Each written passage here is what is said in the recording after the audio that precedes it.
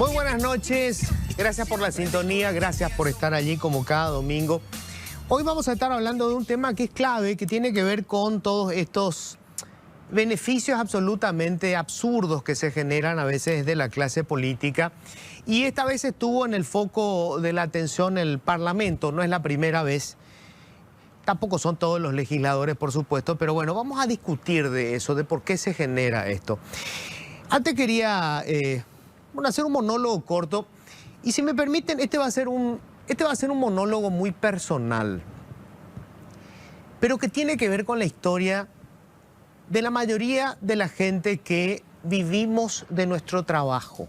O sea, de la mayoría de los paraguayos y las paraguayas que dependen casi exclusivamente de su esfuerzo para sobrevivir, para mantener a su familia, para construirse algún futuro. Obviamente, cada vez que uno es crítico con el poder, esto pasa en todo el mundo, desde el poder responden normalmente atacando a sus críticos. Lamentablemente en Paraguay se produjo una perversión de, sobre todo cierto sector de la prensa que pertenece a un sector político, y además aparecieron las redes sociales. Entonces los ataques normalmente se generan allí. Y bueno, obviamente yo también soy víctima de este tipo de ataques, pero me llamó mucho la atención porque utilizaron algo muy particular en esta semana, y por eso quería hacer referencia a eso.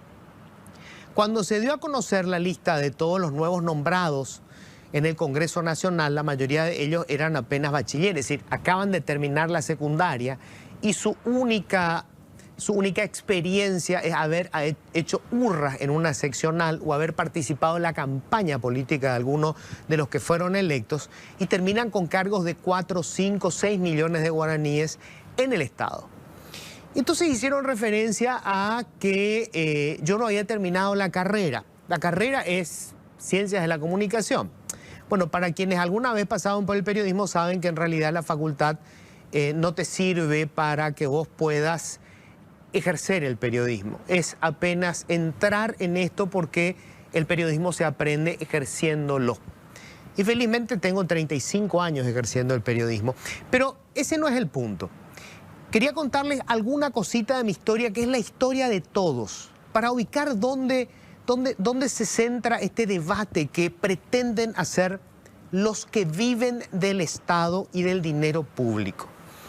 Yo ingresé a la facultad a los 19 años, a la Facultad de Filosofía, y como la mayoría de la gente que está en la facultad, si quería mantener la carrera tenía que trabajar.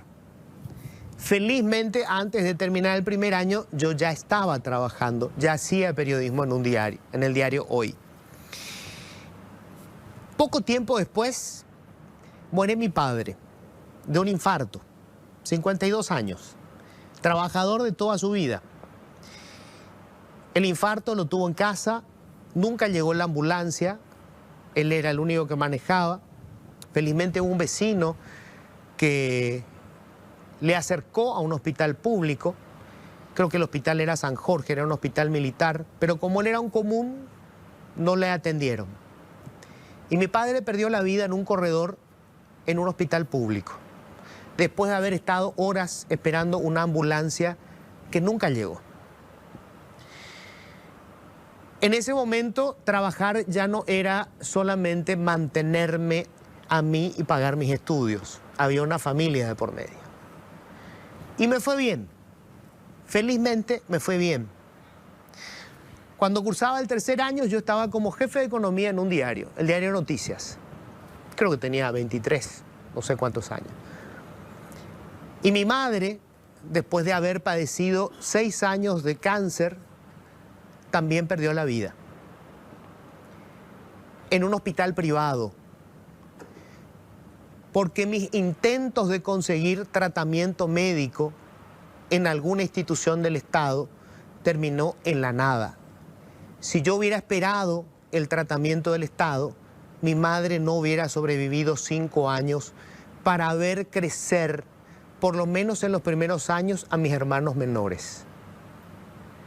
Y en el tercer año de la facultad me quedé con las deudas que supone el tratamiento en un hospital privado, que pagué durante 15 años, y con mis hermanos menores. O sea, nos convertimos en una familia de huérfanos a esa edad. El diario era insuficiente, como le pasa a tantos trabajadores. Empecé a trabajar también en una radio. Y eso significó renunciar ya no a terminar la carrera de periodismo, que no sirve de gran cosa, sino a muchas otras ambiciones, como por ejemplo conseguir una beca y estudiar afuera, tener la experiencia de la academia en países serios. Pero no, había que trabajar y había que mantener a esa familia. ¿Me arrepiento? En absoluto. Mi hija mayor terminó la carrera de medicina, fue medalla de oro. Podía haber optado por una beca de becal y me dijo, no papá, eso lo van a usar en tu contra.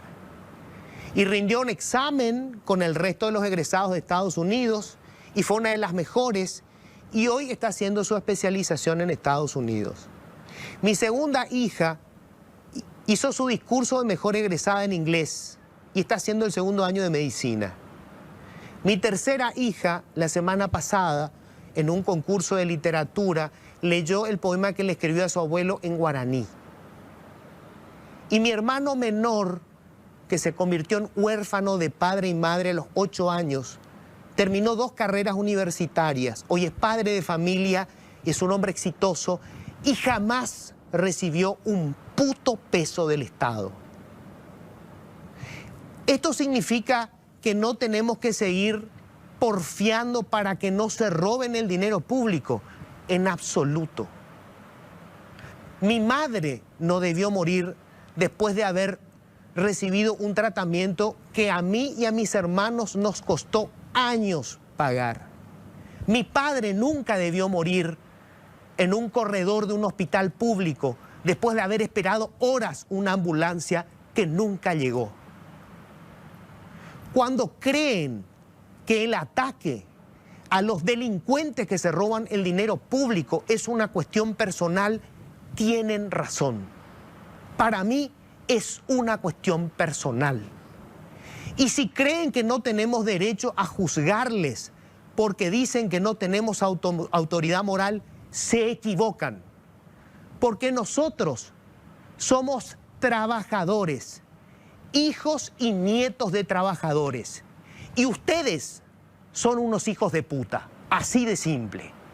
Bienvenidos, esto es Políticamente Incorrecto. Ya rápidamente, nosotros estamos hoy para hablar de esto, pero sobre todo para corregir estos entuertos. Estoy con Yolanda Paredes, senadora de la República. Hola Yolanda, ¿cómo estás? Hola Luis, muy buenas noches a la audiencia. Gracias por venir. Gracias. Eduardo Nakayama, también senador. ¿Liberal puedo decir, Eduardo? Claro, por supuesto. ¿Verdad? Sí, ¿Qué tal, Eduardo? claro. ¿Cómo estás? ¿Qué tal, Luis? ¿Cómo te va? Buenas noches para Yolanda, para el doctor aquí también y para toda la audiencia. Bueno, y estamos también con el doctor Jesús Irrazábal, jefe de urgencia pediátrica del Hospital Nacional de Itagua y sabe de todo esto que estaba hablando.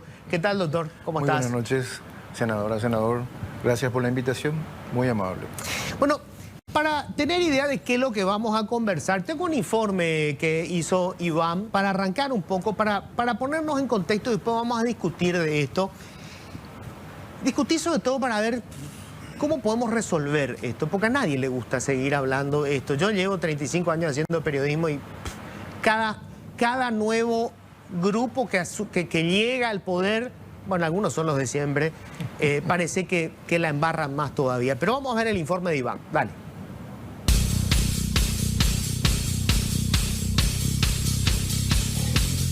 Sin sonrojarse y con indiferencia total a las necesidades del pueblo, los legisladores dieron una nueva bofetada a la gente.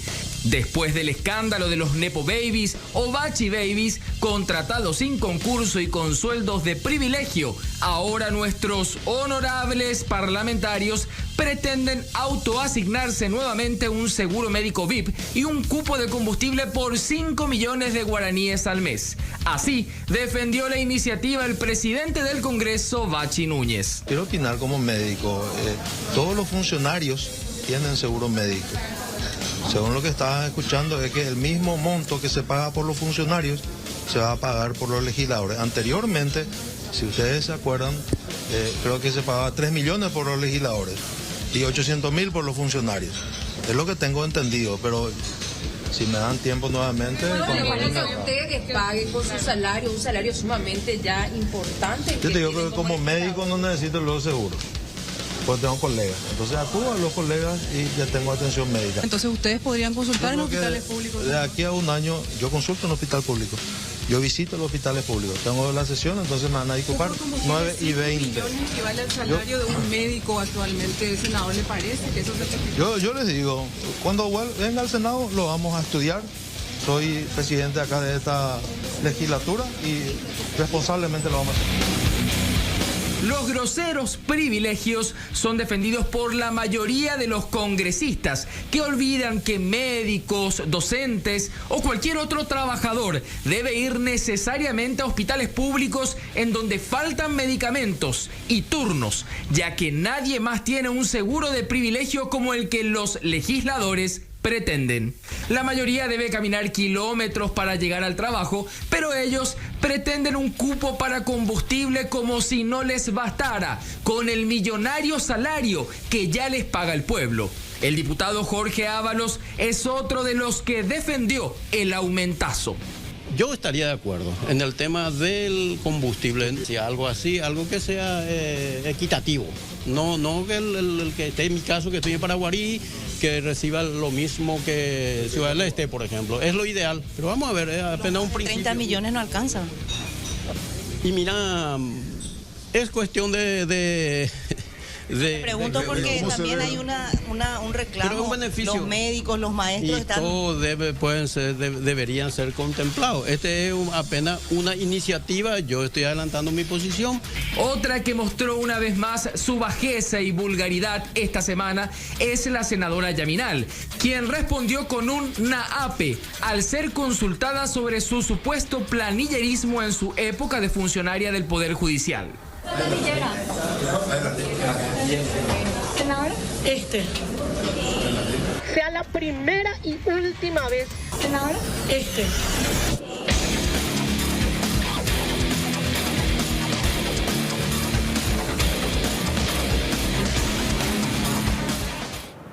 Bueno, yo tengo que decir que a lo largo de todo este tiempo, así como vemos esto, he visto muchísimos legisladores que han hecho un gran trabajo y muchos de ellos ya no están en el Congreso, ¿verdad? O sea, también nosotros tenemos culpa, ¿verdad? Cuando hacen un buen trabajo parece que no les gusta a la gente.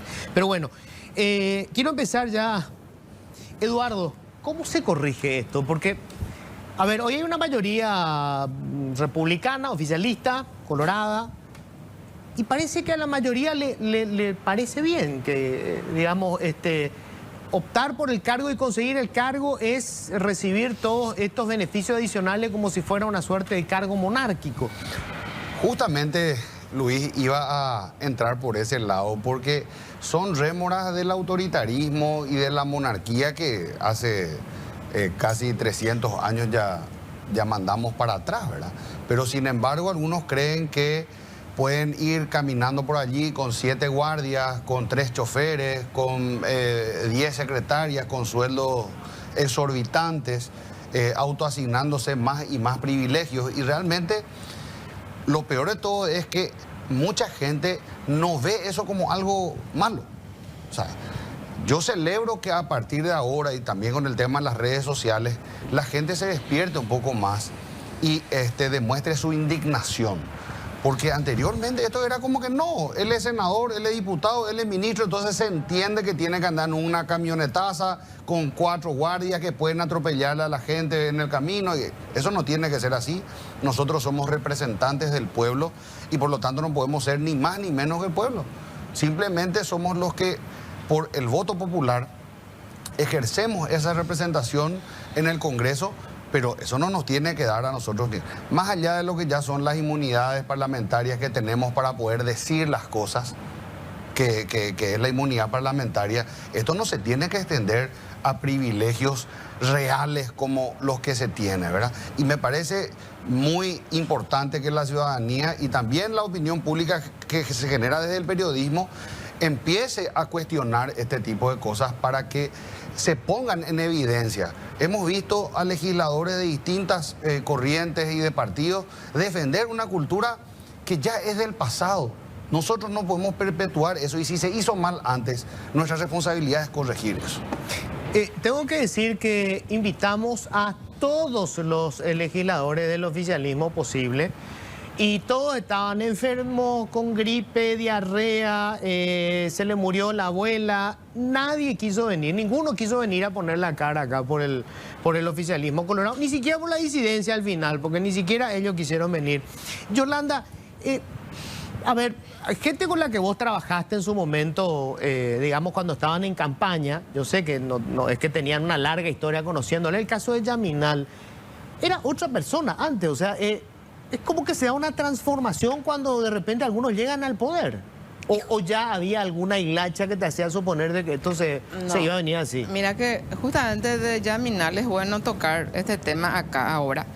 Porque el motivo del divorcio con Cruzada Nacional fue justamente eso. Quería meter como 12 funcionarios de entrada.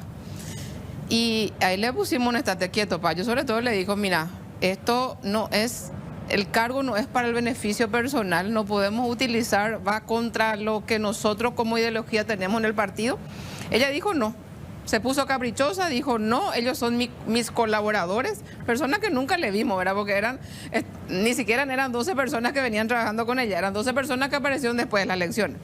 Entonces, justamente empieza por ahí. Por lo visto, Yaminal nunca entendió que el espíritu del legislador, o sea, no llegamos a ese cargo para beneficio propio.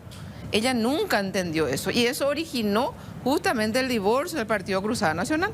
Y hoy ya vemos cómo está totalmente convertida. Ella es la primera que usa el pañuelo colorado, ella es la primera que hace apología al cargo de presidente Santiago Peña. Entonces, y otra cosa también que yo veo ahí con lástima, el oficialismo lo utiliza a personas como Yaminal, como Zenaida, justamente los discursos más efusivos a favor del gobierno hacen ellas. Y lo mismo pasa con Dionisio Amarilla también. O sea, son personas que son utilizadas por el oficialismo, digamos, para hacer el trabajo sucio. Eso es lo que nosotros vemos dentro del Congreso hoy. A mí me da la impresión de que ellos saben de que este es el único periodo que van a estar, que por accidente entraron, entonces hay que sacar el mejor provecho posible. Y ojalá sean conscientes de que realmente va a ser su último periodo en estas circunstancias. No llegaron por méritos propios. Es más, en el caso de Cruzada Nacional, por ejemplo, ninguno de estos senadores tienen votos suficientes por sí para llegar a ocupar una banca. Con los votos que yo metí, lastimosamente también es eso. El sistema electoral, que ahora supuestamente es un sistema donde se elige la persona, no es tan así. Porque en este caso, por ejemplo, de Cruzada Nacional, mis votos sirvieron para meter 3 senadores más. Claro, no, más vale. Y llega a ser injusto también. Como primero se aplica el sistema DON, detrás se te cuelan... Y se te cuela cualquier cosa. Cualquiera, y vos ¿verdad? cómo te despegas del que viene detrás. Ahora, Eduardo, realmente, para el trabajo de un legislador, ¿cuánta gente necesitan? O sea, ¿qué necesitas realmente para hacer tu trabajo como legislador? Realmente necesita... No mucho, necesita una persona que atienda el teléfono, que reciba a la gente, quizá otra persona que esté ayudando con los papeles, llevando, trayendo, porque hay también una carga administrativa adentro que se trabaja con las comisiones y demás.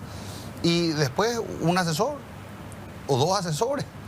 Más eso no se necesita. Pero con eso uno se maneja perfecto. Podría ser alguien de comunicación, porque realmente hoy, como me dicen a mí siempre, ¿verdad? Lo que no se comunica no existe. Entonces también está una parte que vos no podés hacer o que tenés que tener una cierta distancia para poder comunicar tu trabajo legislativo. Pero ahí para de contar, 4 o 5 personas de sobra. Y cuando estamos hablando de 4 o 5 personas, estamos hablando de que la mayoría de ellas tienen que tener un sueldo mínimo, un sueldo de 3 millones. No hace falta que tengan sueldos exorbitantes, ¿verdad? A mí me parece eso un trabajo normal, ¿verdad? No puede entrar alguien con 18 años ganando 20 millones. Es una bofetada, ¿verdad? ¿Y dónde está la meritocracia? ¿Dónde está el concurso? ¿Dónde está la transparencia? O sea, si nosotros tenemos un discurso donde queremos ser coherentes entre lo que hacemos y decimos, entonces nosotros no podemos meter 30 personas con sueldos de 20, 25 millones. De esos casos hay muchísimos legisladores. Yo te diría que la gran mayoría. del oficialismo, pero sobre todo también hay otra cuestión agravante. Cuando esos legisladores salen, ya no fueron reelectos, toda esa gente se queda. Claro. ¿Verdad? Y así va engrosando lo que es la grilla de funcionarios del Parlamento y es un problema de nunca acabar. Y ahí entra el tema de los cargos de confianza, Luis. Porque la gerencia que tuvimos acá, Eduardo me va a decir, la gerencia que nosotros tenemos en el Congreso realmente es deprimente, porque vos le querés utilizar, vos querés reaprovecharle al funcionario, pero ¿qué es lo que tenés de materia prima ahí? Es muy deficiente. Entonces, ¿qué vas a hacer? Vas a meter, por lo menos tus colaboradores tienen que ser por lo menos, primero tu gente de confianza, otra persona que sean capaces de discernir, porque ahí hay personas que ni siquiera pueden discernir entre el bien y el mal. No saben preparar un proyecto. A ver, son cosas básicas, ¿verdad? Le quiero preguntar al doctor Jesús Irrazábal, jefe de urgencia pediátrica del Hospital Nacional de Itagüí. Yo me imagino la pesadilla que debe ser eso, doctor. ¿Y qué sentís cuando vos, como la gente que trabaja contigo, creo que hoy un médico con un vínculo tiene 5 millones más o menos? Así mismo. ¿Verdad? Sí. O sea, esa gente que trabaja contigo en la urgencia pediátrica del Hospital Nacional, que gana 5 millones, ¿qué sienten cuando ven que la hija del vicepresidente de la República, saludo vicepresidente, gana 18 millones de guaraníes? La primera palabra que se me ocurre es una cachetada política. Y a la vez leer esto como si fuese un síntoma político. Estoy acostumbrado a leer los síntomas. Y el síntoma político es de la prepotencia, de un Estado inficionado, un Estado que está invadido y hace lo que quiere y se maneja como quiere. Y con esa mayoría está demostrando que lejos de tener una conducta democrática y política que reconozca a quienes sí estamos trabajando en el Estado y sí estamos tratando de ofrecer lo mejor que tenemos, lo más que están dando a entendernos es que se va a hacer lo que ellos quieren, como ellos quieren, al estilo de una mafia. Eso es lo primero que se me ocurre.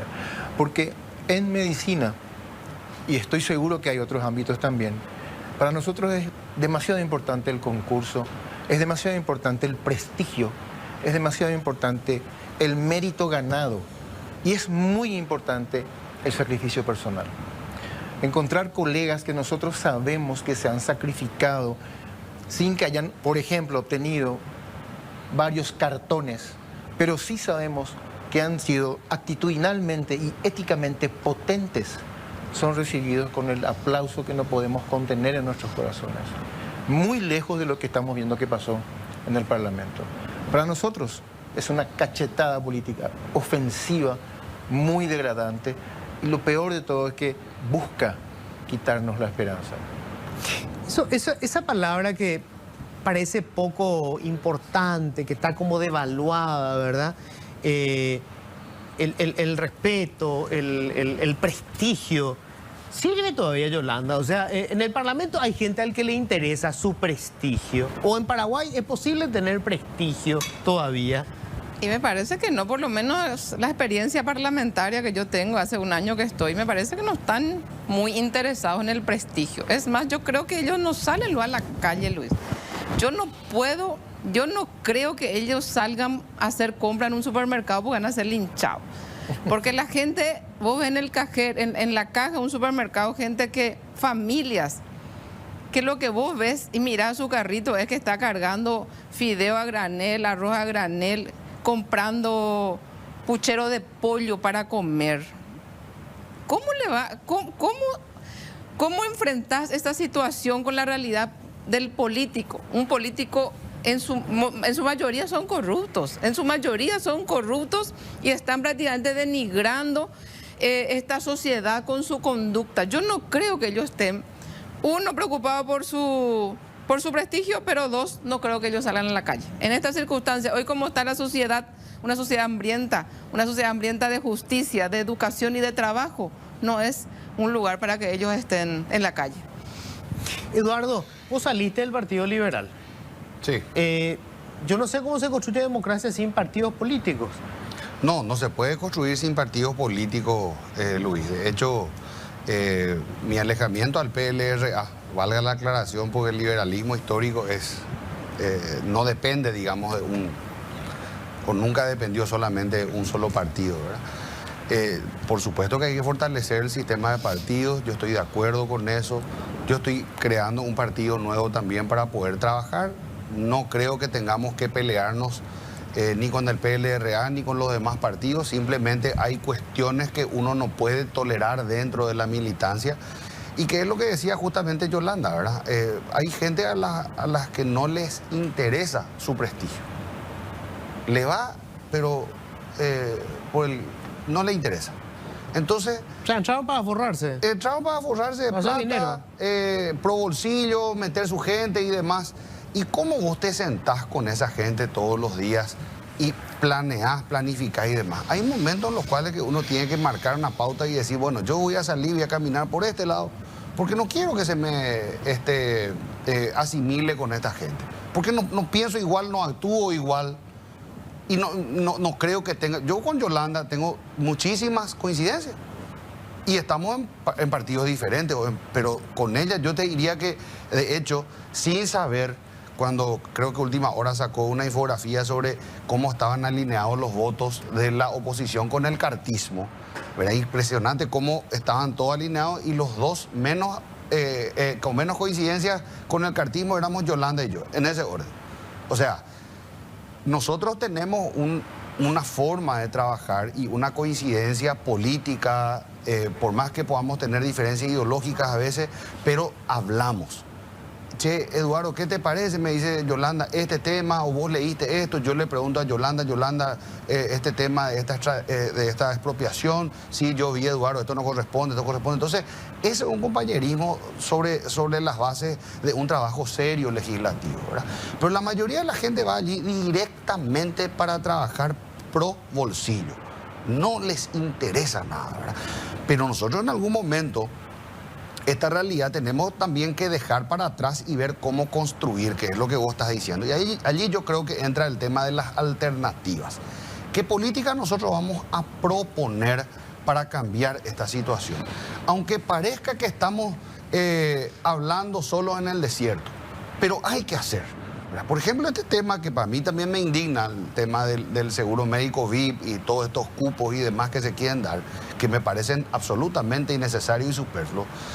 Imagínate, Luis, que el Estado paraguayo gasta más de 100 millones de dólares al año en seguro médico privado para un pequeño grupo de funcionarios públicos, porque tampoco son todos. Sí, claro. No hay seguro médico privado para el Ministerio de Salud, ni para la policía, ni para las fuerzas militares. De los 350.000 funcionarios, creo que 50.000 son los que tienen. Los docentes están en IPS. Claro. Entonces, ¿qué pasa? Estamos hablando de una pequeña gota en el océano, ¿verdad? Pero que cuesta 100 millones, que es prácticamente el 10% del presupuesto de salud. Estamos hablando del presupuesto total del Hospital del Trauma. 100 millones de dólares es lo que cuesta el Hospital del Trauma al año. Y en inversiones físicas que tiene el Ministerio de Salud para hacer año a año, solamente dispone de 80, 85 millones de dólares, porque el resto tiene que pago de personal, gastos corrientes, etc. Entonces, nosotros estamos para privilegiar a una pequeñísima casta política, gastando una fortuna de dinero que el Paraguay no tiene para eso. Si hacemos otro paralelismo con lo que es, por ejemplo, viajes, ¿verdad? Es como pagarle a todo el mundo viaje en primera clase. Tenemos en Paraguay dinero para pagarle a todos pasajes en clase ejecutiva. No tenemos. Entonces tenemos que bancarnos lo que podemos hacer, ¿verdad? Entonces eso yo creo que es importante poner en el tapete, Luis, empezar a discutir también sobre las alternativas que tenemos, porque hay alternativas. Podemos eliminar estos privilegios para beneficio incluso del Estado paraguayo, porque ese dinero no se tiene que perder, se tiene que reinvertir en el sistema de salud precario que tenemos. ¿Qué pensás, doctor, de esto? Y antes que nada quería recordarles que 2.8 recién nacidos mueren por día. En 2 días mueren 5. Habilitar la terapia intensiva en su totalidad en el Hospital Nacional, arreglar lo que todavía falta, cuesta solamente 85 millones de guaraníes. Y eso aún no ha ocurrido. Están en vías 85 millones de guaraníes. 85 millones de guaraníes. Los 455 nuevos contratados de Bachi Núñez nos cuestan al mes 2.300 millones de guaraníes por mes. Entonces, Y con 85 millones vos solucionás el problema. sí, señor. Y habilitábamos la oportunidad para que esos 5 recién nacidos que mueren por día disminuyan y se les ofrezca una atención de muy buena calidad en el Hospital Nacional, que tiene 34 años de trayectoria, tratando de tener una genuina política pública en salud. A más de eso, ¿verdad? Recordar la cantidad de insumos que todavía necesitamos y que todavía estamos ofreciendo a una población muy restringida, la que llega al Hospital Nacional. Porque si miramos el Hospital de Mariscal Estigarribia, el Hospital Regional de Ciudad del Este, donde no hay sillas para sentarse, donde están mordidas y las espumas están a la vista, donde se sienta el colega a trabajar. Entonces, mucha más bronca genera esta pésima intención de atender la realidad nacional. Yolanda, ¿cómo se empieza a resolver esto? O sea, habló Eduardo de alternativas, pero ¿cómo se construye la alternativa? O sea, hoy hay una mayoría absoluta colorada en las dos cámaras. No es lo que la gente votó, porque si vos mirás los votos, no hubo una mayoría de votos, la mayoría de los votos fueron no colorados. No es una cuestión solamente del Partido Colorado, es del modelo, porque también hay muchísimos opositores que están exactamente en la misma cosa, ¿verdad? Que están esperando entrar para repartirse también prebenda. ¿Cómo se empieza a corregir este entuerto? Y es una cultura, esto Luis, es una cultura del pocare en el que vivimos en Paraguay, lastimosamente. Yo no sé cuál sería... a lo mejor las próximas generaciones van a cambiar. Nosotros, yo creo que los jóvenes tratamos de inculcarle a lo mejor otro tipo de pensamiento, un pensamiento que el joven en Paraguay no puede tener como meta ingresar a la función pública. Eso es lo que tenemos que cambiar en los jóvenes, Luis. No puede ser. Nosotros venimos del sector privado. Acá también Eduardo viene del sector privado. Por accidente estamos hoy en la función pública, pero nosotros no podemos... o sea, yo no puedo entender, por ejemplo, que el joven termina el colegio y está pensando ya que vaya a trabajar en la función pública. Es una cuestión de mentalidad, de cultura. Claro, lo que pasa es que es de sentido común. Si vos entras y no se trabaja. No, hiciste 3 urnas en una seccional y entraste con 4.500.000 guaraníes. Vos sabés el tiempo que me llevó a mí llegar a ganar 4.500.000 guaraníes cuando empecé a laburar en el sector privado. O sea, eso es... tenés que trabajar... ¿Cuántos años estudió, doctor? 18. 18 años. Estoy seguro que usted no gana lo que gana la hija del vicepresidente de la República. No, pero sobre eso quería nomás aclarar que yo sí soy del sector público. Yo sí terminé en la Universidad Nacional, hice la residencia en el Hospital Nacional y soy de la industria nacional. Sí. Pero, y ahí tal vez está la clave para tratar de cambiar esta cultura, es... Pero vos no entraste para ganar dinero. Exacto. Vos entraste por vocación. Convicciones. Convicciones políticas y convicciones sociales.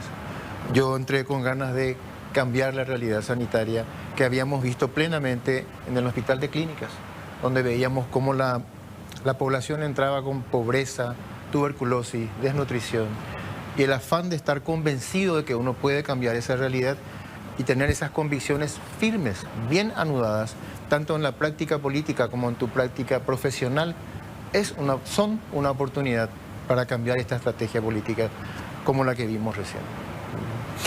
Pues yo, ¿cuánto me queda, Jenny? ¿Me estoy quedando sin tiempo? Ah, bueno, me quedan 5 minutitos. No, yo justamente quería, para cerrar nomás esto, para mí lo más grave de esto que hacen Bachi Núñez y compañía de defender estos nombramientos, a lo mejor el dinero, que el doctor decía con 80 y pico millones solucionamos un problema, ¿verdad? Pero dentro del presupuesto total convengamos que el presupuesto del Congreso es chiquito dentro de ese paquete grande, ¿verdad? Pero no es tanto el dinero como el mensaje, eso que decía Yolanda. Sí, ¿por qué hoy un chico, lo que a mí me cuesta, tengo una nena que está haciendo el 2.º año de medicina y tengo que meterle el verso de que seguí, nena, seguí? Y va a tener, quiere ser psiquiatra, va a estudiar 12 años de su vida. Sí. Y tengo que hacer que no vea todas estas barbaridades y que siga con el empeño para estudiar, para después tener un vínculo de 5 millones de guaraníes con el Estado. La responsabilidad que hoy tenemos los padres que tenemos hijos. Yo también tengo una hija que está entrando ahora en la facultad, una nena de 15 años, y vos tenés que enseñarle, vos tenés que decirle y repetirle cuál es el modelo que queremos para el futuro. Tenemos que trabajar en los jóvenes, Luis. Yo no le veo futuro a esta nación si nosotros no trabajamos en la mentalidad de la juventud. Para mí es la única salida, y ojalá que las futuras generaciones realmente reivindiquen esta situación y cambien esta historia, que a lo mejor hoy va a ser difícil para nosotros, pero trabajemos para la gente, para nuestros hijos y para nuestros nietos. Eduardo, para cerrar, vos sos historiador. ¿Hubo algún momento de nuestra historia que se diera una situación así de degradación y que fuera el momento del clic, que surgiera, digamos, una corriente distinta? Yo creo que estamos tocando fondo, Luis, definitivamente, ¿verdad? Esta degradación política que hablábamos incluso fuera de cámara, que no se ha visto no solamente en la transición a la democracia, sino incluso en la época de Stroessner. Porque desde la Constitución del 67, que permitió el regreso de algunos opositores al debate, digamos, el nivel siempre se ha mantenido medio alto. La constituyente del 91 para la Constitución del 92 tuvo mentes brillantes dentro de la discusión. Justo José Prieto, el doctor Rafael Eladio Velázquez, le tuvimos a cuántos exponentes del Partido Colorado también, ¿verdad? Facundo Ifrán, que fue el presidente de la constituyente. Hoy día hay un vaciamiento ideológico muy fuerte, político, ¿verdad? Es como que esto se convirtió simplemente en una carrera por plata. Y con la plata se hace todo, ¿verdad? Y incluso dentro del Partido Colorado son pocos los actores con los cuales uno puede debatir hoy. Y en la oposición pasa lo mismo, ¿verdad? Entonces nosotros creo que tenemos que trabajar, como dice Yolanda, con los jóvenes, porque yo encuentro en ellos un potencial muy importante para poder cambiar. El Paraguay va a cambiar. Yo estoy convencido que va a cambiar. No existe mal que dure 100 años y en algún momento vamos a levantar cabeza y va a cambiar este país. Pero nosotros tenemos que impulsar ese cambio. No va a venir solo, y si nosotros nos quedamos sentados, como decía Manuel Gondra, el indiferentismo en política es la muerte de la democracia. Hay que participar. Yo les agradezco muchísimo, ¿eh? Gracias. Gracias, Luis. Hay que seguir debatiendo y no hay que darle respiro a esta gente, ¿verdad? No importa, nos van a atacar, nos van a tirar mierda de todos los colores, pero no hay que darle respiro, porque tenemos algo que ellos nunca van a tener: autoridad moral. No se puede comprar, se gana. Bueno, en esta segunda parte del programa tenemos una entrevista de lujo, un expresidente de Colombia, Iván Duque, que hoy está al frente del Grupo Libertad y Democracia, una organización que aglutina a exmandatarios de toda Latinoamérica y que velan sobre todo por la vigencia de la democracia y los derechos humanos. Presidente Iván Duque, ¿cómo le va? Muy buenas noches. Muy buenas noches y un saludo muy especial para usted y para toda la audiencia de la hermana República del Paraguay. Bueno, muchas gracias por atendernos. Presidente, quiero ir directamente a, digamos, algunas cuestiones que obviamente como latinoamericanos nos preocupan y queremos saber su visión como expresidente, y además está en permanente comunicación con otras personas que estuvieron, digamos, al frente de la presidencia en diferentes países en la región. ¿Cómo ve hoy los desafíos para las democracias en América Latina? ¿Hay una regresión? ¿Estamos en una situación de crisis, de riesgo para nuestras democracias? La verdad, Luis, es que las democracias latinoamericanas están amenazadas. Están amenazadas por fenómenos de autoritarismo, están amenazados por la captura muchas veces de los sistemas electorales, están amenazadas muchas veces por la captura del poder judicial bajo lo que se conoce como la judicialización de la política o la politización de la justicia, y están amenazadas también bajo principios que no tienen ninguna solidez, que abogan porque la reelección sea un derecho fundamental. Entonces, hemos visto en los últimos años en América Latina que, por ejemplo, los Kirchner quisieron perpetuarse en el poder, que Evo Morales quiso perpetuarse en el poder, que Rafael Correa quiso perpetuarse en el poder, que Daniel Ortega ha querido perpetuarse en el poder, que Nicolás Maduro ha querido perpetuarse en el poder, y vemos que esa égida del Foro de Sao Paulo y el Grupo de Puebla, lo que pretende en muchos países es que ese modelo de quedarse en el poder, de hacerse elegir a través de elecciones y pasar de la democracia a la dictocracia, sea como su leitmotiv y su modus operandi. Y por eso es muy importante defender la democracia y la libertad, y es lo que estamos haciendo desde este grupo que fundamos hace pocos años con nuestro gran amigo Sebastián Piñera, que convoca también líderes de todo el continente, donde también en el caso del Paraguay hace parte el expresidente Mario Abdo Benítez, y que nos permite hoy en todo el continente decir que la defensa de la democracia, y muy particularmente en el caso específico reciente de Venezuela, tiene que ser nuestro mandato. Hay que buscar restablecer la democracia en Venezuela y hay que evitar que el modelo autoritario populista sea el que quiera gobernar nuestro continente.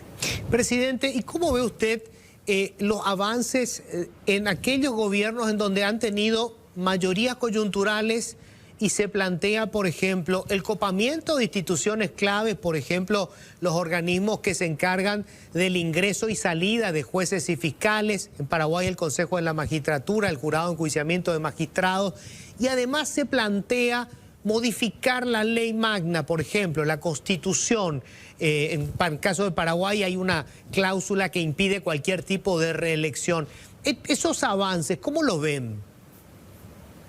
Pues yo creo, y eso es una gran pregunta, Luis, hay que tener mucho cuidado. A mí me preocupa, por ejemplo, lo que ha ocurrido en México con la reforma judicial, porque lo que se busca es que desde un partido político se pueda controlar el aparato judicial. Y eso es muy grave, porque, como lo dije antes, vemos un patrón en muchos países de la politización de la justicia o la judicialización de la política. Y obviamente lo que uno espera es que en el concepto y definición de democracia nos salgamos de lo sencillamente mecánico. Democracia no es que tengamos elecciones periódicas. Democracia es que tengamos pesos y contrapesos y pleno ejercicio de las libertades. Cuando se copa la justicia, cuando se copa el Congreso, cuando se quiere unificar un solo criterio en todas las líneas del poder, estamos ante una pérdida de democracia. Y yo creo que hay que garantizar la independencia de la justicia. Hay que garantizar unos mínimos institucionales donde haya la plena certeza de que la rama judicial lo que está buscando es la verdad procesal, soportada y sustentada en evidencia, y no sencillamente que se preste para hacer correveidil o estafeta de quienes quieren a través de la justicia acabar la persona y la integridad de sus adversarios para así seguir avanzando en sus pretensiones políticas. Entonces, creo que es muy importante que la justicia no se debilite, y creo que en el caso particular de países que tienen democracias sólidas, como es el caso del Paraguay, le haría un flaco favor que se debilitara la independencia de poderes. Y creo también que las reformas constitucionales hoy que abogan por reelecciones que beneficien a quienes están en el ejercicio del poder no contribuye a que la democracia se fortalezca. ¿Le parece, presidente, que en este momento la dicotomía, el debate, ya no es izquierda versus derecha, sino, digamos, sectores democráticos convencidos del modelo democrático y aquellos que están jugando con modelos autoritarios? Yo creo que sí, y a mí me gusta mucho más que centrar el debate entre izquierda y derecha. Yo lo llamo primero entre demagogos y pedagogos. Los demagogos que quieren vender soluciones fáciles, y los que quieren desde la pedagogía de la gestión pública mostrarle a los países que alcanzar avance y progreso requiere también esfuerzos. Pero ciertamente también hay un debate quizás más profundo entre demócratas y autócratas, entre quienes creen en los pesos y contrapesos, los que creen además en el pleno ejercicio de las libertades económicas, y los autócratas que quieren construir la filosofía y la idea de un partido único, de concentrar todo el poder y que nada se mueva si no tiene su visto bueno. Entonces, yo creo que esos son los verdaderos debates que tenemos hoy en América Latina, y por lo tanto tenemos que unir toda nuestra convicción en derrotar a esos autócratas, a esos que quieren desde el autoritarismo y el control del poder cercenar los principios y valores democráticos.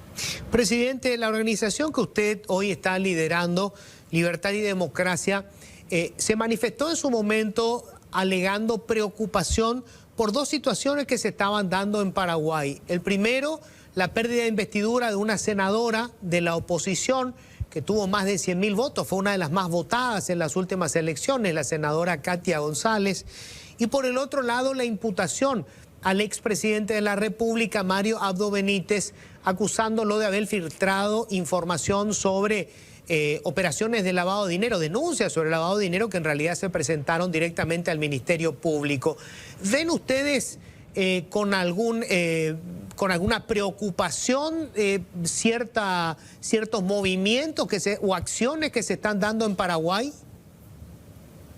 Nosotros nos expresamos en su momento en un comunicado que creo que fue bastante claro y fue bastante diáfano. Y además lo hemos destacado. Hemos visto, por ejemplo, en la figura del expresidente Abdo, una persona comprometida con la defensa de la libertad.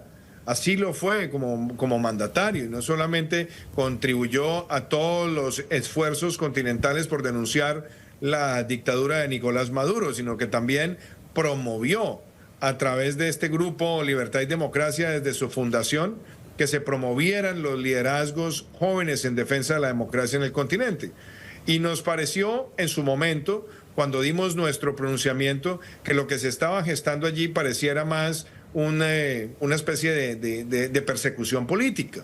Entonces lo denunciamos. Debemos decir que hemos tenido también conversaciones francas. Yo tengo, digámoslo, la posibilidad de tener una conversación siempre franca, respetuosa, también basado en el entendimiento de que hay un compromiso claro con la democracia, con el presidente Peña, y como lo destacamos en el Grupo Libertad y Democracia, ojalá el Paraguay se salga de esa confrontación entre Cartes y Abdo, que yo creo que no le conviene a las nuevas generaciones políticas, y que obviamente esperamos también que el gobierno del presidente Peña pues no termine prisionero de esas batallas, porque yo no tengo la más mínima duda de la integridad y de la calidad humana del presidente Abdo, y es muy importante también que desde el lado de su partido, donde ha tenido también claramente, como lo hemos tenido todo, opositores, que esos opositores no pretendan utilizar la justicia como un mecanismo de retaliación.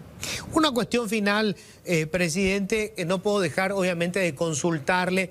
Colombia tiene un largo periodo de lucha contra el narcotráfico, el drama de estas organizaciones criminales. En Paraguay estamos viviendo situaciones muy similares, inclusive hay hechos cada vez más agravantes. ¿Cómo se impide que estas organizaciones criminales terminen infectando a las instituciones públicas, financiando campañas políticas y tomando de alguna manera parte del control del Estado? Como presidente de la República siempre apoyé al Paraguay en la lucha contra el narcotráfico.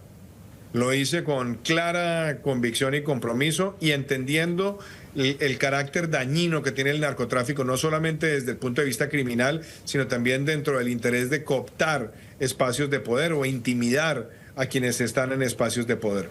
Y yo creo que lo que se necesita es cero tolerancia con el narcotráfico, una confrontación frontal para desmantelar las estructuras criminales, lucha contra el lavado de activos, lucha contra el contrabando, también tener la posibilidad de ejercer extinción de dominio express y de utilizar los aparatos de inteligencia para contener los movimientos de dinero que muchas veces entran a través de canales subrepticios. Entonces creo que eso es vital.